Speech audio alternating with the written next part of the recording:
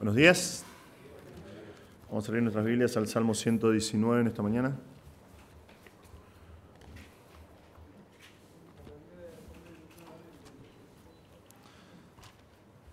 Salmo 119. Ustedes pensaron que iba a haber otro predicador hoy, ¿no? Era lo que habíamos prometido.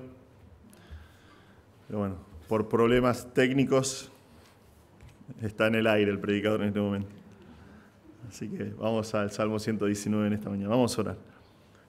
Señor, te damos muchas gracias por este tiempo. Señor, otra vez te damos gracias por tu palabra. Y pedimos, Señor, que por favor hables a nuestros corazones en esta reunión, Señor. Que tu Espíritu Santo nos guíe a tu verdad. Que podamos conocerte un poco más, Señor. Que podamos contemplar tu gloria por medio de tu palabra. Y yo te ruego, Señor, que si hay alguien que todavía no conoce a Jesús, que todavía no conoce del consuelo y de la paz y del gozo que hay en Cristo, que esté sobrando, Señor, para que pueda venir a los pies de nuestro amado Salvador en esta mañana. Te damos gracias, Señor, por este tiempo y otra vez pedimos tu bendición sobre nosotros en el nombre de Jesús. Amén. Hace unos años había un tipo de publicidad. En general venían historietas, los que tienen un par de años como yo se van a acordar, historietas como Paturuzú, Condorito y todas esas cosas que eran básicamente papel de diario. Vos te ibas al fondo y al fondo había una publicidad, ¿no? Y si vos prestabas atención a esa publicidad que había ahí atrás, tu vida podía cambiar para siempre y el éxito estaba asegurado. Solamente tenías que elegir uno de los cursos que ofrecía. Hay un par que hacen así. Podías terminar siendo plomero o mecánico, pero también podías aprender a tirar las cartas de tarot o ser un detective. ¡Wow! Entonces llenabas ese cupón con tus datos, lo mandabas por correo con un giro, o sea, con plata, que era un montón de plata. Y si salía todo bien, luego de un par de semanas te llegaba a tu casa un paquete y en realidad era una porquería lo que venía. Era una colección de fotocopias mal hechas que no enseñaban absolutamente nada. Nada. Eran unos cursos que eran súper de mala calidad. Era una porquería. El cambio nunca llegaba. Ese cambio que prometían en tu vida y la prosperidad que prometían en tu vida nunca llegaba. No llegaba el éxito. Pero era una trampa efectiva, ¿sí? En la cual cayeron varias personas, incluyendo el predicador que les está hablando. ¿Por qué? Porque las personas quieren justamente eso. Quieren un cambio en sus vidas, un cambio verdadero, pero sin tener que pagar un precio. Quieren un cambio permanente en sus vidas, sin tener que hacer absolutamente nada. Es lo que ofrece este mundo. Es la mentira del mundo, ¿no? Y es el deseo de los hombres que están arraigados a los caminos de este mundo. Sin embargo, la palabra de Dios ofrece a los creyentes un cambio real. Una transformación que puede ser posible aún en medio de las situaciones más difíciles de la vida, las dificultades extremas de la vida. Nosotros seguimos estudiando el Salmo 119, ya casi terminamos. Fuera de los planes que tenía yo, la semana que viene vamos a terminar, Dios mediante, con nuestro salmo. Nosotros vimos la semana pasada que el salmista estaba completamente desesperado y oraba delante del Señor y vimos que 3 veces rogó al Señor de manera urgente y le dijo: Señor, vivificame conforme a tu promesa, vivificame conforme a tus ordenanzas, vivificame conforme a tu misericordia. Le rogó al Señor de lo más profundo de su corazón que el Señor lo vivifique, que le dé vida, que preserve su vida. Y si vos prestás atención o si recordás lo que vimos la semana pasada, esta estrofa, la estrofa Kof, era en su totalidad una oración desesperada al Señor.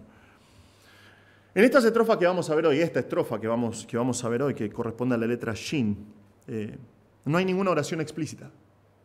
Ya toda la oración y toda la desesperación del salmista desapareció. Y en su lugar nosotros vemos una espera silenciosa y obediente al Señor, dice un comentarista que se llama James Boyce.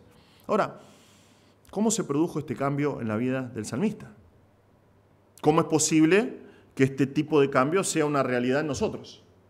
Bueno, vamos a ver en nuestro pasaje justamente eso, porque nuestro pasaje va a enseñarnos que cuando en medio de la prueba el creyente fiel, recuerden que estamos hablando acerca del creyente fiel, cuando en medio de la prueba el creyente fiel decide enfocarse en el Señor, y esto es a través de su palabra, de la Escritura obviamente, pero cuando el creyente fiel decide enfocarse en el Señor, el temor por la palabra de Dios transforma su vida.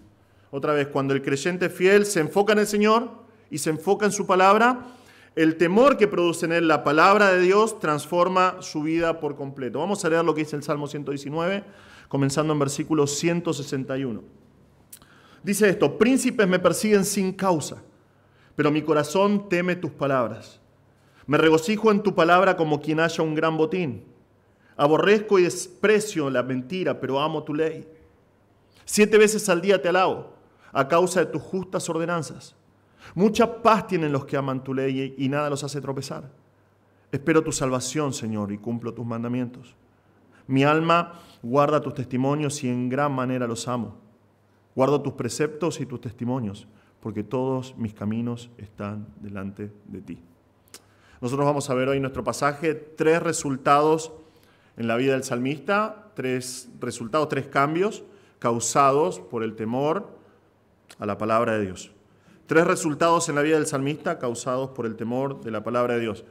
Como la gran mayoría de las veces que estudiamos el Salmo, la primera estrofa, acá el primer versículo de la estrofa va a determinar el resto del pasaje. Y nosotros vemos acá, lo primero que vemos acá es una declaración que demuestra un enfoque correcto.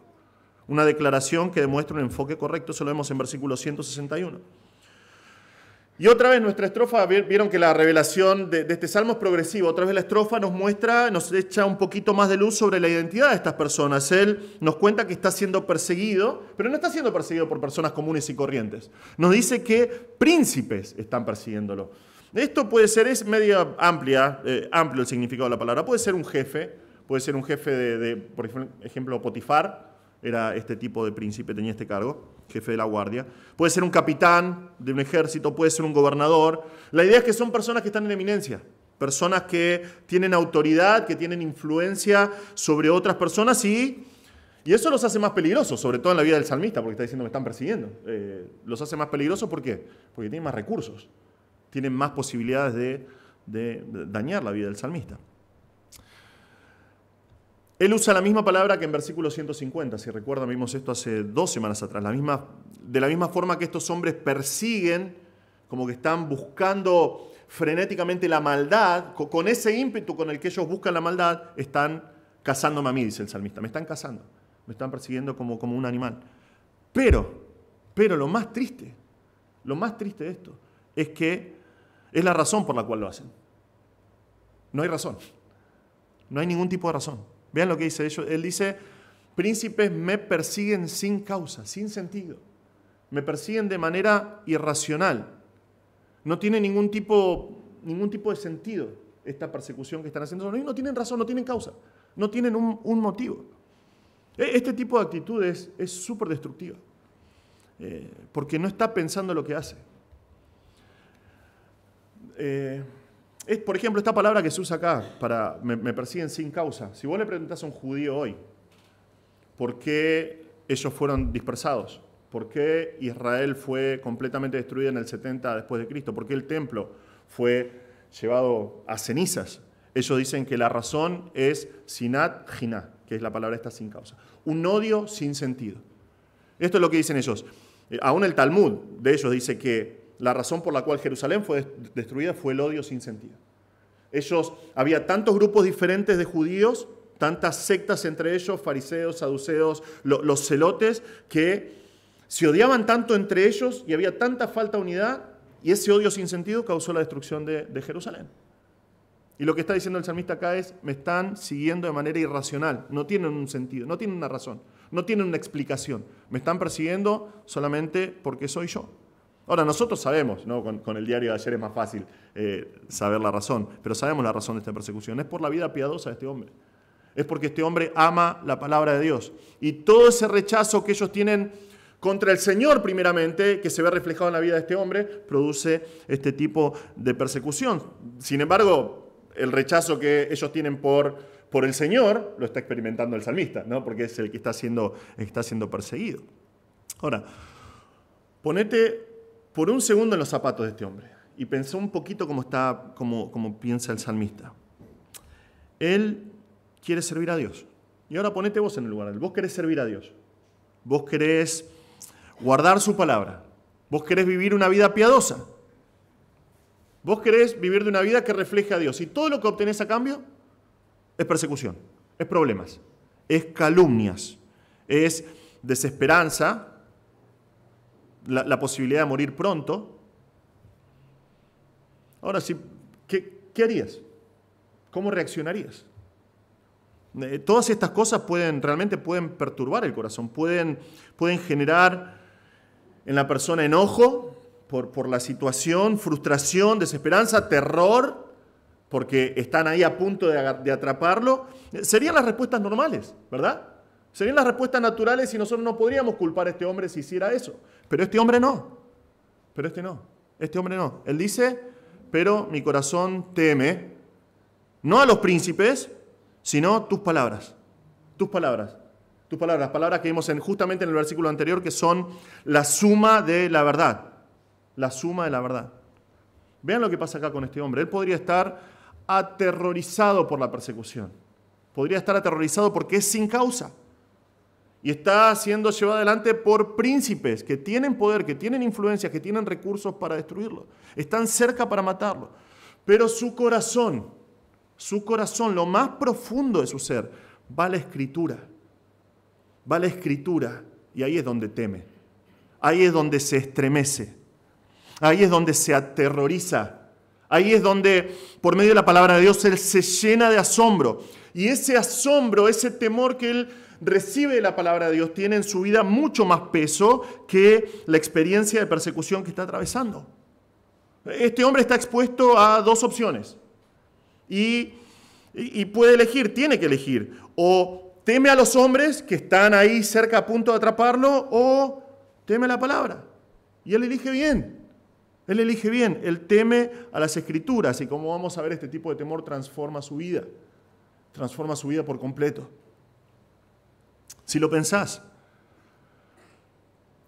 pensando en estos pasajes, la Biblia, la palabra de Dios, no es un libro de grises, no hay grises en la palabra de Dios, es blanco o negro. Es blanco o negro y a nosotros siempre nos desafía con dos opciones y nada más. ¿Es el mundo y nuestros caminos o es el Señor y sus caminos expresados en la palabra de Dios? No hay nada en el medio. Y si vos decís, bueno, yo no estoy haciendo los caminos del mundo, pero no estoy haciendo los caminos del Señor. Adivina, estás en los caminos del mundo, estás lejos del Señor. No hay grises, es blanco o negro. Cada hombre tiene que elegir. Y mujer, ¿no? ¿Va a ser un esclavo del pecado o va a ser un esclavo de Cristo? Antiguo Testamento, Nuevo Testamento, es exactamente igual. Cada uno de nosotros, te guste o no, el ser humano nace esclavo del pecado.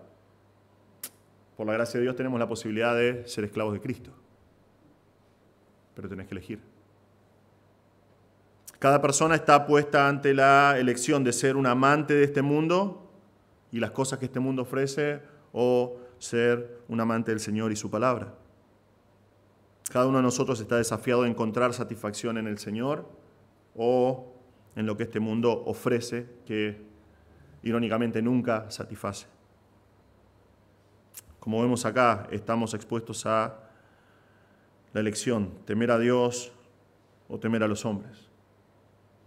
El Señor Jesús dijo en Mateo 10, no teman a los que matan el cuerpo, pero no pueden matar el alma, más bien teman a aquel que pueda hacer perecer tanto el alma como el cuerpo en el infierno. La elección más sabia es temer al Señor. El principio de la sabiduría es temer al Señor. Es lo que hace este hombre. Este hombre toma la decisión correcta. Él ve a sus perseguidores, son reales. No estoy minimizando la persecución, son reales. Hay una muerte segura que está cerca, por un lado, pero por el otro. Por el otro, él toma la palabra. Él toma la Escritura. Y en ella ve a un Dios que es justo. abre la palabra de Dios y ve un Dios que es santo, un Dios que es terrible, temible. Ve un Dios que es todopoderoso, que libró con mano poderosa a Israel de las garras de Egipto. Ve a un Dios que es compasivo y misericordioso, el creador de absolutamente todo, el soberano que está en control de cada detalle en este mundo y que es siempre fiel con los suyos y teme. Él ve a Dios reflejado en la palabra de Dios y teme, se estremece de terror, se llena de asombro. Y es este tipo de actitud la que bendice el Señor. Es este tipo de corazón que el Señor bendice. Porque es el tipo de temor que transforma la vida de una persona. Cuando nosotros entendemos quién es el Señor, cuando nosotros vamos a la palabra de Dios y entendemos quién es Dios, cuando el temor por su persona cautiva nuestros corazones, todo lo demás no importa. Todo lo demás queda afuera. Porque nuestros pensamientos están cautivados con quién es el Señor. Ese temor que comienza a desarrollarse en nuestros corazones produce un celo especial, produce un amor especial por la palabra de Dios y se transforma en nuestro tesoro. Es lo que pasó con Elías en capítulo 6. Es una progresión en la vida del creyente esto. Cuando Isaías está comenzando capítulo 6, ¿qué pasa? Tenía miedo. ¿Por qué? Porque el rey Usías, posiblemente su primo, acaba de morir. Y durante décadas fue un rey que el Señor prosperó y el país estaba gozando de un montón de beneficios por causa de la sabiduría y la piedad de este rey, pero de repente el rey se vuelve loco y se mete dentro del templo y se agarra al altar y dice: no voy a salir, y el Señor lo hiere y le da lepra y él muere leproso a un costado de la ciudad. ¿Y ahora qué va a pasar con el país? ¿Y ahora qué va a pasar con el rey? Porque el rey acaba de morir. ¿Qué va a pasar? ¿Quién va a ser el próximo rey? ¿Qué va a pasar con el país? Pero de repente, dice, en el año que murió el rey Usías, yo vi al Señor. Y la sola visión del Señor sentado en su trono, con sus vestidos saliendo del trono, y los dinteles de la puerta temblando, y los ángeles exclamando: santo, santo, santo es el Señor, toda la tierra está llena de su gloria. ¿Qué pasa? Ante un vislumbre de la santidad de Dios, Isaías cae como muerto y dice: ay de mí, estoy muerto. Soy un hombre de labios inmundos en medio de un pueblo con labios inmundos y acabo de ver al rey. ¿Qué hace Isaías? Reconoce quién es el verdadero rey. No es Usías, es el Señor. ¿Y qué hace? ¿Qué es lo que produce en él ese terror? Ese temor por ver quién es el Señor realmente. Ya no importa más lo que está sucediendo en el país. Él dice: Señor, acá estoy, envíame a mí. Envíame a mí. Y después podés ver a través de todo el resto del libro de Isaías el amor que tiene por el Señor y el celo que tiene por la palabra de Dios. El temor del Señor transformó su vida por completo. Es lo que vemos con el apóstol Pablo. El apóstol Pablo es un inconverso, un impío total, enemigo de Cristo y de su iglesia, buscando gente para meter presa, buscando gente para destruir. Yendo camino a Damasco, se aparece el Señor con toda su gloria, de modo que él queda ciego y cae al piso postrado en tierra. Y el Señor le dice: Saulo, Saulo, ¿por qué me persigues? Él le pregunta: ¿quién eres, Señor? ¿Quién eres, Señor? Pero ese encuentro con la gloria de Cristo bastó para que sea uno de los defensores más poderosos de la palabra de Dios. El temor que le causó su encuentro con Cristo transformó su corazón para siempre. Es la progresión que vemos en la palabra de Dios. Es la progresión normal que vemos en la palabra de Dios. Dios no se te va a aparecer de esta manera hoy, como se le pareció a Isaías, como se le apareció a Pablo. No va a aparecer de esa manera. Te lo garantizo. Si pensás que te parece de esa manera, bueno, posiblemente es un exceso de comida, de indigestión. Dios no va a aparecer de esa manera. Pero nosotros podemos experimentar la misma gloria. Podemos ver la misma gloria del Señor reflejada a través de las páginas de la Biblia. Tememos al Señor. Vemos y nos damos cuenta que es un Dios terrible, un Dios que no tolera el pecado, pero a la vez un Dios tan compasivo y misericordioso que envió a su Hijo a morir por nosotros. Y ese temor por el Señor comienza a cautivar nuestro corazón. Produce conocimiento verdadero del Señor. Y ese conocimiento verdadero del Señor motiva nuestro corazón para que lo amemos y amemos su palabra. Y es exactamente lo que nosotros vemos en el resto del Salmo acá.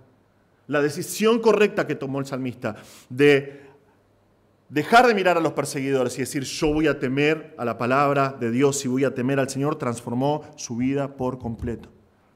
Vamos a ver acá qué es lo que sucede. Ese temor hace que él ame la ley, que hable de los que aman la ley. Va a decirnos que él en gran manera ama los testimonios de Dios. Su vida es transformada por completo por el temor de la palabra de Dios. Entonces ahora sí, vamos a ver 3 resultados que provienen del temor por la palabra de Dios. El primer resultado que vemos acá es una vida de gozo verdadero.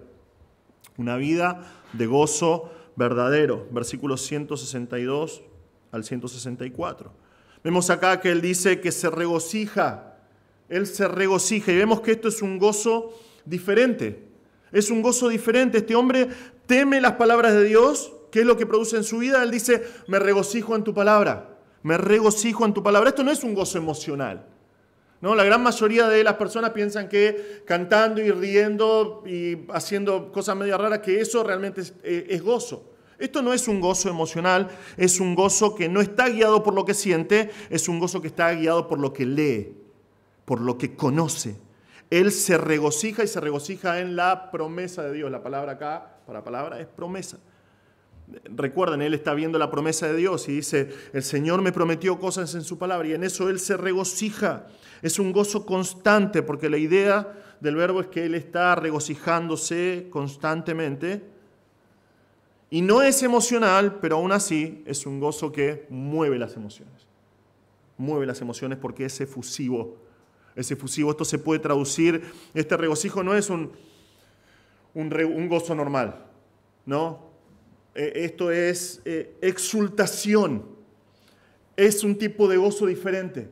Un tipo de gozo que brota del corazón y que no le importa la situación alrededor, que motiva tus emociones, que controla tu mente con el gozo del Señor. Para que te des una idea, la única manera en que se usa esta palabra en todo el Pentateuco es para describir el deleite que Dios tiene con su pueblo.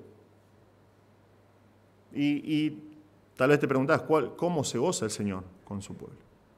Es la misma palabra que usa Sofonías, por ejemplo, en Sofonías 3, que dice, el Señor está en medio de ti. Dice, se regocijará por ti con cantos de júbilo. Nosotros muchas veces pensamos en el Señor y no pensamos de esta manera, ¿no? Que el Señor está sobre los suyos cantando jubiloso alrededor y llenándose de gozo por su pueblo. Este tipo de gozo que tiene el Señor por los suyos es el gozo que tiene el salmista acá.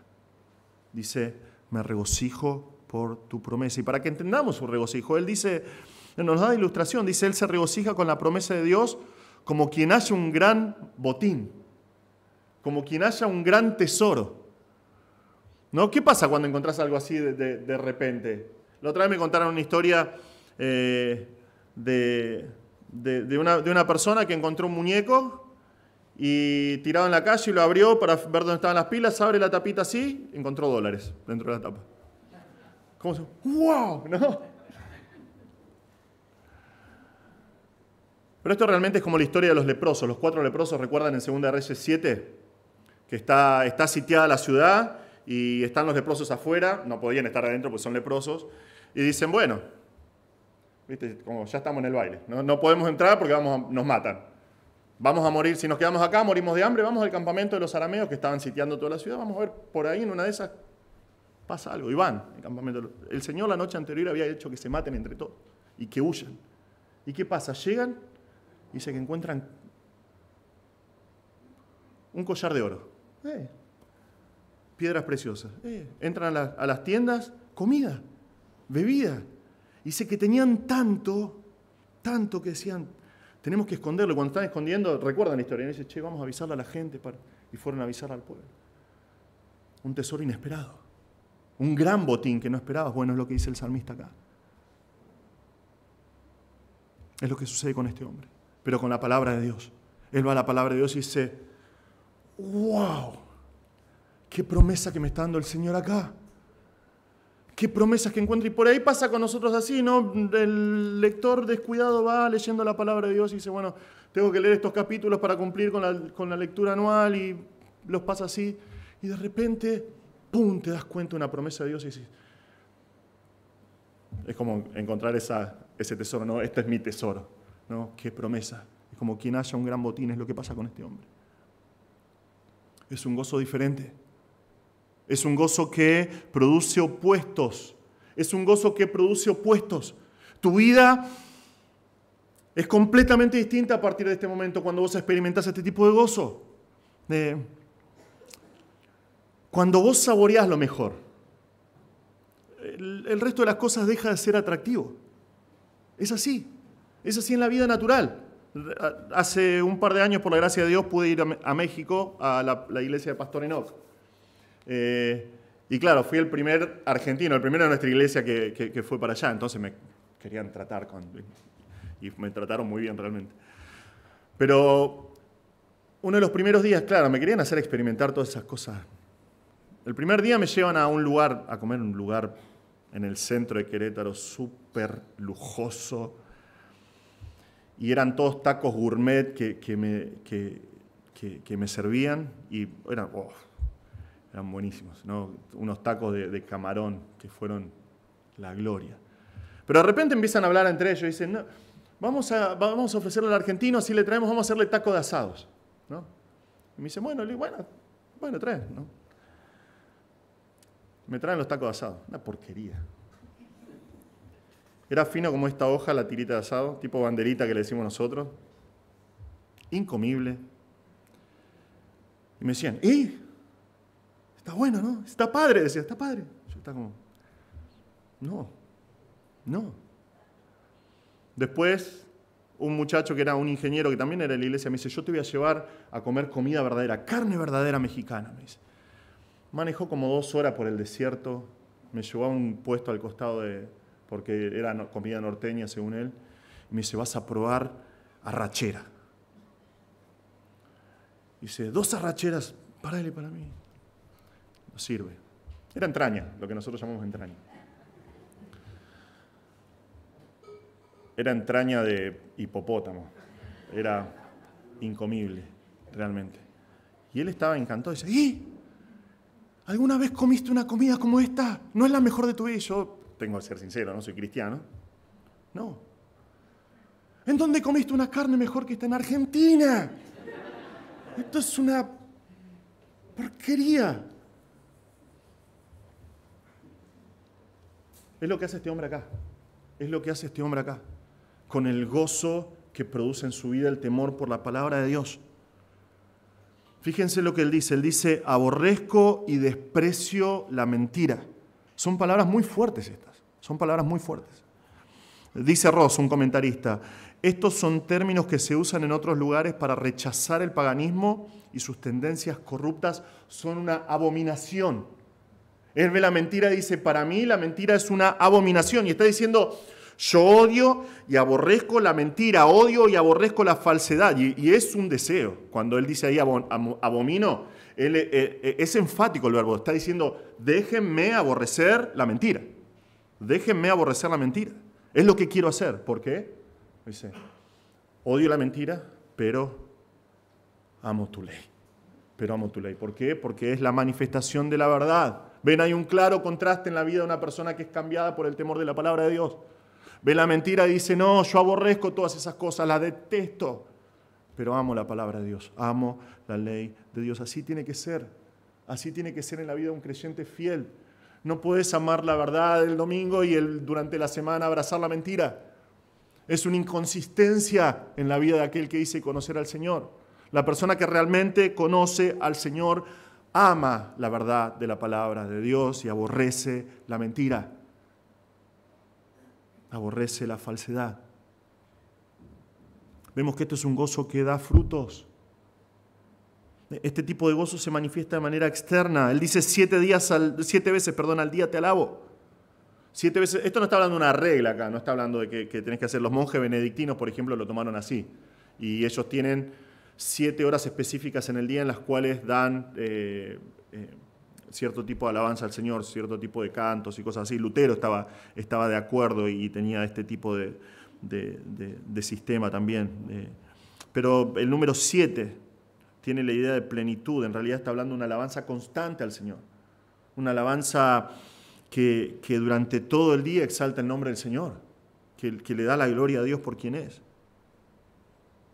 ¿Por qué? Bueno, vemos acá por el regocijo que produce la promesa de Dios, pero también a causa de tus justas ordenanzas, dice. Se puede traducir también como por las decisiones de tu justicia. Él ve los juicios de Dios, lo que vimos recién en el Salmo 94, en el llamado de adoración. Me encanta cómo pegan los salmos del llamado a la adoración con nuestra porción del Salmo, ¿no? Un día Dios va a establecer su justicia. Un día Dios va a establecer lo que es correcto. Entonces Él dice, yo te alabo 7 veces al día a causa de tus justas ordenanzas. ¿Por qué? Porque Él ve los juicios de Dios. Ya fueron establecidos. Ya fueron establecidos. Tal vez no está sucediendo en este momento. La justicia de Dios no se está ejecutando ahora, pero son justos. Son eternos y tarde o temprano, Dios no está limitado por el tiempo, tarde o temprano Dios los va a ejecutar y Él se goza por eso. Él alaba al Señor por eso. Los perseguidores, bueno, sí, por ahí están casi a punto de alcanzarme, pero Dios sigue siendo justo. Y sus justas ordenanzas dicen que un día todo va a estar bien, porque Dios está en control, porque Él es el Señor. Este tipo de alabanza es la clara señal de alguien que teme al Señor y que por medio de ese temor conoce a Dios. Hermanos, el hombre está en una búsqueda constante por el gozo. Constante. Si vos no entendés por qué el mundo en el que vivimos es como es porque la gente está buscando gozo. Está buscando gozo y satisfacción verdadero. Si no lo van a encontrar, lamentablemente siempre están buscando en los lugares equivocados. Pero ¿qué pasa? Se aferran a las promesas que le da el mundo. Y nunca es así. La dicha que ellos creen alcanzar finalmente es efímera y se dan cuenta que desaparece. Y es por eso que viven en una frustración constante y en una búsqueda constante sin importar el precio que haya que pagar para alcanzar a experimentar el gozo real. Y el salmista nos enseña que el creyente fiel puede experimentar un gozo constante. Puede experimentar un gozo verdadero aún cuando está bajo persecución. Es una exultación. Es una exultación del alma que este mundo no conoce. Pero junto con ese gozo viene un rechazo por la mentira y un amor por la palabra de Dios. No podemos experimentar este tipo de regocijo siendo de doble ánimo, viviendo una vida de hipocresía, teniendo un corazón dividido. Este tipo de temor produce un gozo que hace que nuestra vida sea una vida de constante alabanza al Señor, una vida que constantemente quiere exaltar al Señor. Ahora, ¿se dan cuenta? Todas estas cosas provienen del temor de la palabra de Dios. Provienen del temor por la palabra de Dios. Y algunas personas tal vez pueden argumentar y dicen, bueno, pero el gozo y el terror, el temor, porque realmente significa eso, la palabra significa terror, temor, no son compatibles. ¿Cómo puedo ser aterrorizado por la persona de Dios y a la vez tener gozo? Bueno, es lo que hace la palabra de Dios. Es lo que sucede con la palabra de Dios. Es la transformación que se produce en el ser humano cuando teme la palabra de Dios. No son incompatibles. La palabra de Dios nos muestra que son una realidad.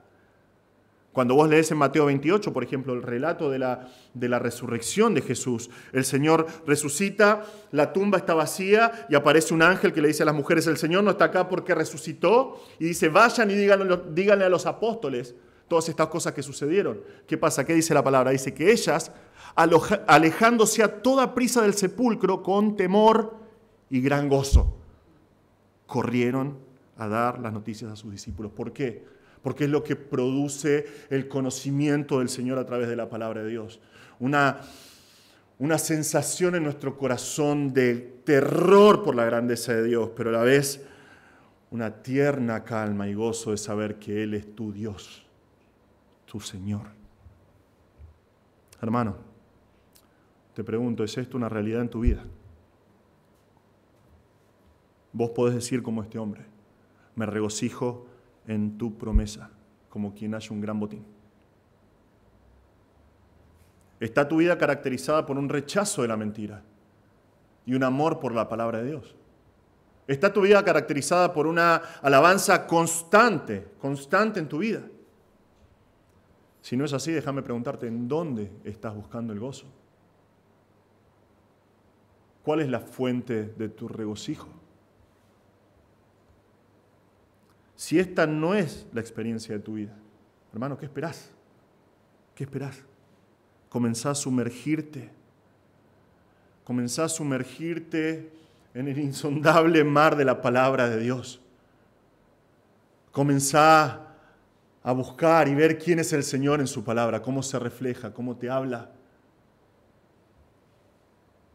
Comenzá a contemplar su gloria y al entender la grandeza y la majestad de Dios, temé lo que dice su palabra y disfrutá del gozo que el salmista comparte con nosotros hoy. Pero necesitas moverte en dirección hacia la palabra de Dios. Es como cuando estás en el mar y nunca fuiste al mar, ¿sí? Y tenés que dar el primer paso. Y a lo primero te va a costar, pero una vez que pones los pies, comenzás a caminar. Y comenzás a ser cada vez más profundo. Y después, cuando ya estás más experimentado, aprendes a nadar. Y si tienes la fortuna de tener un par de pesos extras, podés conseguir un equipo de buzo y bucear. Y es algo que no termina nunca, así es con la palabra de Dios. Cuando te sumergís en la palabra de Dios, no tiene fin. No tiene fin el conocimiento del Señor, no tiene fin la manifestación de la gloria de Dios. Pero si no das el primer paso, si no te zambullís en la palabra de Dios, este tipo de cambio nunca va a suceder. Nunca vas a poder experimentar este tipo de gozo y está al alcance de tu mano. Si tenés una Biblia en tus manos, está a tu alcance este gozo. Y es lo que nos exhorta el salmista, sin importar la situación que tenga alrededor, sin importar que me estén persiguiendo y que mi vida esté en peligro. Me regocijo en la promesa de Dios, como quien haya un gran botín. Es lo que produce la palabra de Dios. Segundo resultado que vemos acá. Una vida de paz y esperanza. Versículos 165 y 166. Ahora, primero tenemos que ver, dice, mucha paz. Tenemos que ver qué tipo de paz es. Nuestro amigo acá nos habla de paz. Una paz grande. La palabra puede significar grande, puede significar mucha paz. Y quiero dejar en claro que no es paz. No es falta de pruebas. ¿Sí? Porque justamente este hombre está escribiendo acá en medio de una situación extrema. No significa que todo esté bien. No significa que estás al lado del río pescando y tomando mate. No sé por qué para mí la idea de paz es eso, ¿no? Porque odio pescar. Ayer me confesé en Años Dorados, ¿no? Que odio pescar. Perdón a los que son pescadores. No es ese tipo de sensación de que los pajaritos cantan y estás tirado ahí. No es eso. No es la falsa paz que promete el mundo. Mi hijo estaba escuchando un podcast de historia esta semana y me contaba acerca de la tregua de Navidad de la Primera Guerra Mundial, año 1914. 24 y 25 de diciembre hicieron un pacto entre los alemanes y los ingleses y dijeron, bueno, por estos 2 días, 24 y 25, se termina la guerra. Y fue en el medio de lo que llaman ellos No Man's Land, la tierra que era, ¿cuál es la palabra que estoy buscando? Tierra de nadie sería, pero es la tierra que no es de ninguno de los dos bandos, ¿no? Entonces, en ese lugar se pusieron todas las tropas de un lado y se pusieron todas las tropas del otro y primero comenzaron gritándose cosas, ¿no? ¡Feliz Navidad! Y te deseo lo mejor. Pero después comenzó a escalar. Y fue diferente en ciertos lugares, pero en general, en ese lugar especialmente. Comenzaron a decir, te voy a llevar algo. Iban corriendo hasta el medio del lugar y llevaban tabaco, bebidas o algo de comida. Y después venían del otro lado y agarraban y ¡gracias! Después empezaron a decir, jugaron un partido de fútbol. Alemanes contra ingleses. Abrazándose. Terminaron cantando villancicos de Navidad. Y el 26 siguió la guerra. Se siguieron matando. Realmente. Es el tipo de paz que se logra en este mundo. Lo que sí significa paz la paz que proviene de Dios, el shalom, la idea de shalom del Antiguo Testamento. Es la idea de bienestar. Es bienestar completo del alma, la idea de solidez, de integridad de la persona. Que sin importar lo que sucede alrededor, la persona está entera porque experimenta la paz que proviene de Dios. Pero esta paz no es para cualquiera. Esta paz, dice acá, y aprendemos un montón acá, esta paz le pertenece a los que aman tu ley. Eso es un participio, significa aquellos que constantemente están amando la Escritura. Vemos cuál es la manifestación de esta paz. ¿Cómo se manifiesta este tipo de paz? Dice que nada los hace tropezar. Nada los hace tropezar. Y esta es la palabra que se usa en Levítico 19, por ejemplo, para meterle la traba a un ciego, ¿no? Y hacerlo caer. Significa remordimiento, significa obstáculo. Ahora, esto no significa que no hay pruebas. Recuerden, este hombre está diciendo esto en medio de una prueba. Está siendo perseguido. Pero lo que está diciendo es que en medio de la prueba, en medio de la persecución, no hay caída, no hay interrupción, no hay dificultad al progreso espiritual de la persona. Sigue adelante, con paz, sin ser afectado por esas cosas que están sucediendo. Y vean que da frutos este tipo de paz, que proviene del temor por la palabra de Dios. Dos frutos que son preciosos, esperanza y obediencia. Nosotros vimos en versículo 155 que él dice, la salvación está lejos de estos tipos. La salvación está lejos de mis enemigos. ¿Por qué? Porque rechazan la palabra de Dios. Pero él ve la salvación de Dios como una certeza, como algo que es seguro, aunque tarde un poco. ¿Por qué? Porque conoce la Escritura. Él conoce la palabra de Dios y sabe por la palabra de Dios que el Señor actúa. Tarde o temprano Él establece su justicia, pero lo hace en su tiempo perfecto, que no es nuestros tiempos. Lo hace cuando Él quiere. Y es por eso que Él dice acá, espero tu salvación, oh Señor. Y eso es enfático. Espero tu salvación, oh Señor, oh Jehová, espero tu salvación. Él espera. Él espera. Él espera, y el verbo acá es esperar y es tener esperanza. Significa las dos cosas. Y es lo que está haciendo él acá, es como cuando esperás el colectivo, ¿no? Vos esperás el colectivo, sentado ahí media hora, esperás, ¿y qué pasa? Y tenés esperanza. Si no tenés esperanza, tomás un Uber, ¿no? Estás esperando y esperás, tenés la esperanza de que venga, es lo que él dice acá. Yo espero para que el Señor actúe, pero yo tengo esperanza, sé que el Señor va a actuar. Yo espero en tu salvación. Esto no es una... porque nosotros vemos acá que él dice que espero, ¿no? Pero no es algo que es pasivo. Mientras espera, él obedece. Él obedece al Señor. Fíjense que él dice, espero tu salvación, Señor, y cumplo tus mandamientos. Cumplo tus mandamientos. Otra vez, y lo tengo que constantemente, porque parece esto que es legalismo, ¿no? Esto no es legalismo. Suena así, parece que está sonando legalista él, porque dice, yo cumplo con tus mandamientos, pero nada que ver. Nada que ver, lo que hace acá es una vida de obediencia. Y en el hebreo es claro, nosotros lo vemos acá, parece que dice yo cumplo, ¿no? Y lo sacamos de contexto y decimos, este tipo está siendo legalista. El verbo acá, la azot, significa simplemente hacer, poner en práctica. Lo hago como algo normal en mi vida. Lo hago parte de mi vida. No es como una negociación, como que se ve mucho, ¿no? Entre los gremios y la empresa, ¿no? Y dicen, bueno, vos cumplís con esta parte y yo cumplo con esta parte. No está diciendo Dios, si vos me librás, yo voy a cumplir con tus mandamientos. No. Él está diciendo, yo espero tu salvación, porque sé que me vas a salvar. Y hasta que vos me libres, mientras espero, te obedezco. Guardo tus mandamientos, los pongo en práctica. Vivo como una persona que conoce al Señor. Hermanos, este mundo está clamando a gritos por paz. Nosotros estamos viendo ahora, y por ahí muchas veces por las redes sociales son motivados, ¿no? Pero ves que la gente toma bandos y comienza a decir paz, y gritan paz, paz, paz.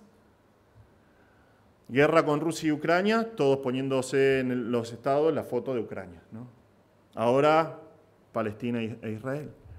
Y todo el mundo está gritando paz, están preparándose para la llegada del anticristo, porque es lo que va a prometer el anticristo, paz. pero la paz no va a venir. Este mundo grita, pide a gritos la paz y se aferra a la falsa esperanza de cosas que nunca van a llegar. Hace una semana celebramos Navidad, celebramos el nacimiento de aquel que vino para obtener nuestra paz por medio de su sangre, aquel que vino y por medio de su vida dio esperanza al hombre. Y podías ver en todos lados publicidades diciendo paz y esperanza, que son falsas, fuera de Cristo. El único que estaba ahí era Papá Noel. Nunca van a tener paz. Suena durísimo, pero este mundo nunca va a tener paz fuera de Dios. Es imposible. No puede ser fuera de Dios y sus caminos que están establecidos en la palabra. Es por eso que la palabra de Dios dice que no hay paz para los malvados, dice el Señor. No hay paz para los malvados. Y decís, bueno, pero no son todos malvados, ¿no? Pero Isaías dice eso en Isaías 48, Isaías 57 vuelve a repetir. Pero eso no significa solamente malvado que hace cosas malas, significa culpable. Culpable de pecado. Y ahí sí que la humanidad entera está en el horno porque no hay uno que no sea culpable de pecado. Y Dios dice a todos aquellos que son culpables de pecado, no hay paz. El mundo sin el Señor, el mundo sin Cristo no puede tener paz. La persona que rechaza el camino de Dios que está establecido en su palabra no puede experimentar la paz verdadera y permanente. Punto. Sin embargo, la persona que teme a Dios, la persona que teme la palabra de Dios, que crece en el temor del Señor, puede disfrutar de este tipo de paz, puede disfrutar de este tipo de esperanza que nosotros vemos en la vida del salmista. Nosotros vemos al Señor y tememos y amamos su palabra y eso produce gran paz en nosotros. Produce una paz en nuestros corazones que exceda cualquier cosa que pueda suceder en nuestras vidas. ¿Por qué? Porque sabemos que Él es Dios. Entendemos que Él está en control de todas las cosas, siempre es soberano, que no hay nada que se escape de su control. Y eso trae paz. Eso trae paz. No importa el rechazo del mundo para su iglesia, no importa la persecución que pueda llegar a sufrir el creyente, no importan las situaciones difíciles de nuestras vidas, no importan las dificultades y pruebas que nosotros tengamos que atravesar. ¿Por qué? Porque entendemos por la palabra de Dios que Él es soberano, que Él está en control, que no hay nada que se escape de su mano, no hay detalle que se escape de su mano. Y eso trae paz. Eso produce paz en nosotros. Como hablábamos recién, nosotros vemos en la palabra de Dios que Dios es un Dios justo, que es el juez que está sentado en su trono lleno de gloria. Él hace lo correcto siempre, con el propósito que siempre va a traerle mayor gloria a Él. Entonces aprendemos a esperar. Aprendemos a esperar, aprendemos a tener esperanza. Esperanza de que todo va a llegar a un buen fin. Es lo que nos enseña la palabra de Dios. Hermano, te pregunto, ¿disfrutás de esta paz y esperanza? Si es así, gloria a Dios, gloria a Dios. Pero si todavía no es así, déjame que te pregunte en dónde estás buscando tu paz. ¿Qué cosas estás atravesando en este momento que te están robando la paz? ¿Qué cosas estás pasando en tu vida que están apagando la esperanza que debería gobernar tu corazón?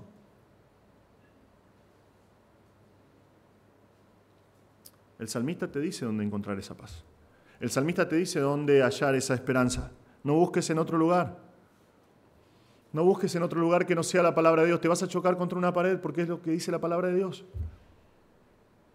Deja de luchar contra la voluntad del Señor. Si no tenés este tipo de paz, vení a la palabra de Dios. Conocé lo que dice la palabra de Dios y deja que el temor de la palabra de Dios te dé la paz que el salmista está compartiendo con nosotros acá. Tercer resultado que vemos en la vida del salmista, una vida de compromiso verdadero. Una vida de compromiso verdadero. Los últimos dos pasajes dicen eso. Nosotros vemos en este hombre un compromiso por el Señor. Un compromiso verdadero. Nosotros hemos leído sus declaraciones, nosotros vemos las cosas que él hace, pero Todas esas cosas que él dice acá son síntomas, son el fruto, digamos, de su compromiso. Y ese compromiso lo vemos acá al final de nuestra estrofa. Vemos que es un compromiso que es interno. Es un compromiso que es una actitud interna. No se trata de las cosas que hace. Su interior determina lo que sucede en el exterior y no al revés. La persona religiosa dice, yo hago, entonces eso quiere decir que posiblemente estoy bien en mi corazón. El creyente, fiel, piadoso, tiene su corazón transformado por el Señor, tiene un compromiso real dentro de su corazón y porque está ese compromiso dentro y esa transformación, hace y pone por obra la palabra de Dios. Y vemos que es así porque Él dice, mi alma guarda tus testimonios. Esto pasa en lo más profundo de su ser, donde no hay ningún tipo de engaños ante Dios. Él guarda, observa, preserva los testimonios de Dios, lo que Dios habló, lo que Dios dijo. Hay algunos rabinos que creen que cuando dice testimonio, el Salmo 119, cuando dice testimonios, está hablando del decálogo, de los 10 mandamientos. Puede ser, porque es algo que Dios dijo claramente, ¿no? Que quedó establecido, lo primero que Dios dijo a Moisés. Pero Él dice, mi alma guarda tus testimonios y en gran manera los amo, o en gran manera los ama. En realidad el texto en hebreo dice, mi alma, está hablando de su alma, mi alma los ama. Es una actitud interna de compromiso. Y fíjense que como muestra la palabra de Dios, es cíclica, porque Él ama la palabra de Dios y por eso la guarda. Él guarda y observa la Escritura y ¿qué pasa? La ama mucho más. Y porque la ama mucho más, la observa más y eso produce un amor más ferviente y así es cíclico. No termina. Es un compromiso que es honesto. Vean el compromiso del salmista, él dice que es con toda la palabra de Dios. Con toda la palabra de Dios. Vean lo que dice este hombre, él dice, guardo tus preceptos y tus testimonios. Es muy interesante. Recuerden, esta palabra, preceptos, la palabra pikud en hebreo, habla de las regulaciones menores. Las cosas que son chiquitas de la ley en el Antiguo Testamento. Habíamos citado, ¿no? Algunas de esas, no te pongas ropa de dos diferentes tipos de telas, no mezcles 2 semillas diferentes en el mismo campo. Cosas que son así, que son chiquititas. Bueno, esos son los preceptos. Él dice, yo guardo tus preceptos y guardo tus testimonios. En este caso, si es el decálogo, son los mandamientos grandes de Dios. No mates, ama al Señor con todo tu corazón, no robes, etcétera, etcétera. Y él dice, sin importar que sean grandes testimonios, sin importar que sean regulaciones menores, no importa, yo los guardo, yo los preservo. Y es muy importante que él diga esto, porque se demuestra que es un compromiso que es honesto. El hombre tiene la tendencia a elegir. Si está en sus posibilidades, tiene la tendencia a elegir qué va a obedecer y qué no va a obedecer. Tiene sus preferencias, ¿verdad? Bueno, ¿estudiar la Biblia? Sí. ¿Amar a los demás como a mí mismo? Más o menos, ¿no? ¿Ir a la iglesia? ¿Congregarse? ¿No dejar de congregarse? Sí. Pero otras no me gustan tanto. El salmista no es así. Él dice, yo guardo toda la revelación de la palabra de Dios. Cuando la Biblia me pega y salgo todo flechado, sangrando, porque la palabra de Dios me golpeó en lo más profundo de mi corazón, gloria a Dios. Y cuando la palabra de Dios habla de áreas de mi vida en las que soy fuerte, gloria a Dios es lo que está haciendo él acá. Porque para él la palabra de Dios, toda la palabra de Dios tiene el mismo valor. Y vemos que es un compromiso que es consciente. Muchas personas creen que engañan a Dios y que hacen cosas de manera religiosa, aunque su corazón está lejos de Dios. Eso es terrible. Eso es terrible. Porque si le preguntás a esa persona, tal vez le decís, pero ¿vos sabés que Dios ve tu corazón? Dice, sí, yo sé. Pero sin embargo, viven vidas religiosas. Y realmente esa es la oscuridad del corazón del hombre. Pero este hombre nos dice que tiene este tipo de compromiso, que él guarda toda la palabra de Dios, porque no hay nada que pueda esconder a Dios. No hay absolutamente nada que pueda esconder delante de Dios. Dice, porque todos mis caminos están delante de ti. Todos mis caminos están enfrente tuyo. Significa que están cara a cara, frente a frente con el Señor. No importa no importa lo que haga, está frente al Señor. No importa la dirección que tome el salmista. Si él está yendo para allá, sus caminos están delante del Señor. Y si dice, no, voy a apartarme y no quiero vivir más para el Señor, y va para allá, sus caminos están delante del Señor. Están siempre delante del Señor, porque el Señor está con él a cada momento. Siempre. Entonces, para este hombre, en su cabeza no queda otra opción que vivir con un compromiso que es consciente, honesto y real, de corazón, delante del Señor.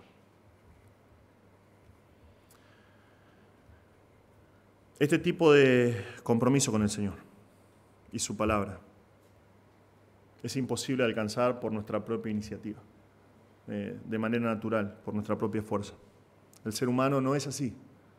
El ser humano no es así, no perdura en sus compromisos, ni con los hombres, ni con Dios. ¿Por qué piensan que los jóvenes, en general, no fuera de nuestra iglesia, los jóvenes ni piensan en la idea de casarse, pero ni piensan siquiera en la idea de casarse? ¿Por qué? Porque la sociedad ha destruido casi por completo la institución del matrimonio. Y han demostrado que realmente no existe el compromiso. Dicen sí, tal vez delante de un juez o delante de su iglesia o lo que fuera, sí, yo me comprometo a amarte toda la vida, y eso no dura nada. Y esa falta de compromiso que se ve en la gran mayoría de la sociedad ha moldeado la cosmovisión de los jóvenes. Dicen, ¿para qué te vas a comprometer? ¿Para qué te vas a casar si nadie se compromete? ¿Para qué te vas a casar si no dura? Lo que lleva a un pecado aún peor. Pero es la falta de compromiso. ¿Por qué hay tan poca gente que quiere servir en la iglesia? La gran mayoría de las veces por falta de compromiso. Falta de compromiso real. Pero hermanos, este tipo de compromiso que vemos acá en el salmista, que es constante, que es perdurable, es posible. Es posible. Hermanos, este tipo de compromiso es posible en nuestras vidas. Pero viene como resultado de un temor saludable de la palabra de Dios. Viene como resultado de pasar tiempo en las Escrituras, conociendo quién realmente es el Señor. Y es cuando vos dejás que el temor de la palabra de Dios comience a actuar en tu corazón, que realmente comenzás a fortalecer tu compromiso con el Señor. Y comenzás a guardar su palabra. Y comenzás a amar la palabra en gran manera, sin hacer diferencia entre preceptos y testimonios. Porque te das cuenta que lo que hace el salmista acá, todos tus caminos están delante de Dios. ¿Qué sentido tiene? Al único que no puedes engañar, ¿querés engañar? ¿Qué sentido tiene? A veces escuchamos a jóvenes, yo escucho jóvenes decir, un día quiero ser un pastor como vos. No, yo digo, no, por favor, no seas un pastor como yo. Pero a veces escuchás decir, quiero ser un pastor, quiero estar comprometido con Dios, quiero estar comprometido con su palabra. Escuchás personas que dicen, ¿cómo me gustaría tener el compromiso de ese diácono, servir como él? ¿Cómo me gustaría ser como aquel hermano que enseña? ¿Cómo me gustaría ser como esa hermana que ora tanto por nosotros? Ninguna de esas cosas es posible sin un temor por la palabra de Dios. Es imposible. Es imposible. Porque este tipo de compromiso que vemos acá, que es perdurable, proviene del temor por la palabra de Dios.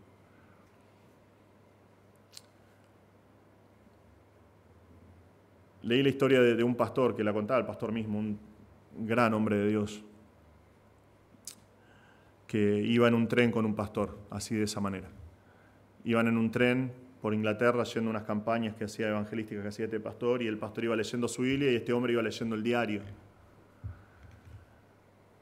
Y este joven que se estaba preparando para ser predicador le dice a este pastor que ya tenía más años, oh pastor, ¿cómo me gustaría predicar la Biblia como la predicas vos? El pastor, leyendo su Biblia, solamente levantó su vista y le dijo, nunca lo vas a hacer leyendo el diario. Y volvió a bajar la vista y siguió leyendo su Biblia. Y este hombre dijo, fue el golpe más fuerte que tuve en mi vida, y a partir de ese momento tomé la decisión de que mi vida iba a ser gastada en la palabra de Dios. Y te digo que lo hizo, porque hasta el día de hoy sus libros son una bendición. Este tipo de compromiso, hermano, que vemos acá, no es posible sin un temor saludable por la palabra de Dios. ¿Por qué? Porque si yo no temo la palabra de Dios, si yo no creo que esta es la palabra de Dios, la revelación de Dios para mí, yo no le voy a dar el lugar que corresponde en mi vida. Y si no le doy el lugar que corresponde en mi vida, yo jamás voy a conocer a Dios tal cual es. Jamás voy a conocer el precio que tuvo que pagar Cristo para que yo sea redimido. Y entonces jamás voy a tener temor en mi vida. Y como no voy a tener temor en mi vida jamás voy a poder cambiar. Jamás voy a poder tener el gozo que tiene el salmista. Jamás voy a poder tener la paz que tiene el salmista. Jamás voy a poder tener el compromiso que tiene el salmista. Necesito ir a la palabra de Dios y darle el lugar que le corresponde. Y es lo que nos enseña el Salmo 119 vez tras vez tras vez. Hermano, te pregunto, ¿tenés este tipo de compromiso en tu vida? Porque si sos un creyente, si vos confesás con tus labios que sos cristiano y que Cristo murió por vos, este tiene que ser tu compromiso. Este tipo de compromisos tiene que ser tu vida. Punto. No hay secretos. No hay secretos para este tipo de compromisos. La vida del creyente es un secreto a los gritos en la palabra de Dios. Agarrá la Biblia. Agarrá la Biblia. Escudriñala. Conocé al Señor. Hermanos, esta porción es un tesoro realmente. El salmista nos enseña cuál es la clave para una vida transformada. Tenés que ir a la Escritura. Tenés que dejar que sus páginas te inunden de un temor reverente por el Señor. Y ese temor va a transformar tu vida. Ese temor va a cambiar tu vida por completo. Tenés que ir a la palabra de Dios y ver quién es Él. Quién es el Señor. Y vas a comenzar a experimentar un gozo verdadero, un regocijo que este mundo no conoce. De repente, sin importar las situaciones que hay en tu vida, te vas a dar cuenta que hay una paz que sobrepasa todo entendimiento, una esperanza que es más fuerte aún que lo que ve en tus ojos. Vas a ver cómo tu compromiso con el Señor comienza a crecer. El Señor promete transformar nuestras vidas por completo. Y otra vez, es algo que me gusta mucho del Salmo, ¿no?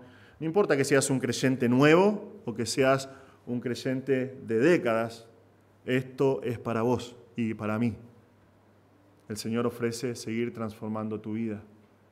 Siempre hay un lugar en nuestro corazón para un poquito más de temor por la palabra de Dios. El Señor quiere transformar tu vida por completo. Tal vez estás acá y no conoces al Señor. Tal vez estás acá y no hay certeza en tu vida de qué va a pasar. Todavía no sabes si cuando partís de este mundo vas a ir al cielo o al infierno. Tal vez no conoces a Cristo todavía. Tal vez estás viendo esta transmisión o estás escuchando esta grabación y no conoces al Señor. La palabra de Dios es clarísima. Y te pido, por favor, en el nombre de Cristo, que dejes que la palabra de Dios te infunda de terror por primera vez. Del temor que se ve acá por primera vez. La palabra de Dios en uno de los versículos más conocidos de todos dice que Dios amó de tal manera al mundo que dio a su Hijo unigénito para que todo aquel que en Él cree no se pierda, sino que tenga vida eterna. En esas pocas palabras, así de simple, es el mensaje claro del Evangelio. Quiero que pienses, si te quiero exhortar, si no conoces a Cristo, que pienses en lo que dice este pasaje. Dios, el Señor de absolutamente todo, el Creador de los cielos y la tierra, un Dios glorioso y un Dios lleno de majestad, amó tanto al mundo, te amó tanto a vos que envió a su Hijo. Su Hijo que la palabra de Dios nos dice que durante toda la eternidad pasada estuvo junto con el Padre en comunión perfecta. Padre, Hijo y Espíritu Santo, un solo Dios en tres personas, habitando la eternidad. Tomó la decisión de hacerse como uno de nosotros y descendió a este mundo, tomó un cuerpo y vivió una vida perfecta durante 30 y pico de años para morir en una cruz. Fue su Hijo. Dios lleno de gloria y que no necesitaba absolutamente nada, no te necesitaba a vos, no me necesitaba a mí. Él, por su propia decisión, envió a su Hijo y lo envió a morir por tus pecados. La palabra de Dios es clara, si no conoces a Cristo todavía estás muerto en tus delitos y pecados. No hay vida en vos, no hay vida eterna, no hay vida nueva. Estás separado de Dios y lo único que mereces es el infierno, que es un lugar real. Es un lugar que existe y es el lugar al que van todas las personas que no creen en Cristo. Pero la palabra de Dios también dice que Dios amó tanto al mundo que dio a su Hijo unigénito para que todo aquel que en Él cree no se pierda, no vaya al infierno, sino que tenga vida eterna. Es la historia más preciosa de todas. La palabra de Dios dice que si vos reconocés que sos un pecador, si te das cuenta de la necesidad que tenés de un Salvador, que podés venir a Cristo hoy, en el lugar en el que estás, y decirle al Señor, Señor, yo sé que soy un pecador, y arrepentirte delante del Señor por tus pecados, y pedirle que te salve. Y la palabra de Dios dice que el Señor te va a perdonar, y te va a dar vida nueva, te va a dar vida eterna. Por favor, si no conoces a Cristo, deja que la palabra de Dios transforme tu vida hoy. Vení a Cristo. Reconoce quién es Él. Cree en Él como tu Salvador suficiente y disfruta de la vida eterna que Dios te está ofreciendo. Hermanos, damos gracias al Señor que la vida del creyente no es una vida de misticismos, que tenemos que andar tanteando a oscuras cómo hacer para vivir en este mundo. El Señor es claro, el Señor es claro. Él quiere que nuestras vidas sean transformadas. Esas vidas van a ser transformadas cuando nosotros vayamos a la palabra de Dios, conozcamos al Señor y dejemos que ese temor por el Señor y por su palabra comiencen a efectuar esos cambios en nuestra vida. Que lo hagamos para la gloria de su nombre y que lo hagamos para testimonio de este mundo. Amén. Oramos. Señor, te damos gracias por este tiempo, te damos gracias por tu palabra, Señor.